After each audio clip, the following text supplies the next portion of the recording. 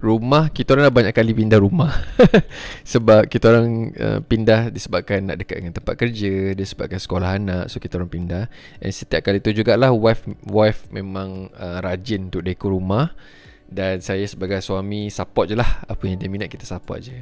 So macam wife punya minat pula kadang-kadang bertukar-tukar. Kejap dia suka konsep ni, kejap dia suka konsep ni. So the current yang dia suka adalah English punya konsep, tapi ada campur sikit dengan kayu-kayu.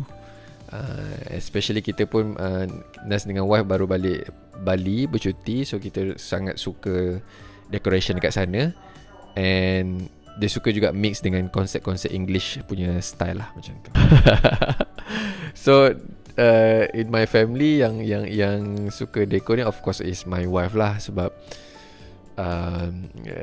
as a husband, macam kita always kena mengalah apa yang dia nak. Dan kadang-kadang kita suka ni pun, tapi sebab wife nak yang tu, kita kena ikut lah juga apa yang dia nak. So macam most of decoration in my house memang wife punya taste lah. And Alhamdulillah Nas pun suka apa yang dia suka tu. So okay je, tak ada issue pun kat situ. Favorite spot favorite spot is dekat dapur Nas tu ada macam kitchen cut. Kitchen cut sebab my house right now is very small. It's a duplex, condo duplex. Duplex studio, 2 bilik.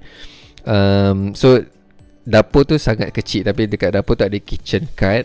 Kitchen cut tu every morning Nas akan buat matcha latte dekat situ. So it's a very good start for my morning lah. My morning routine yang my favorite moment lah every day kat situ.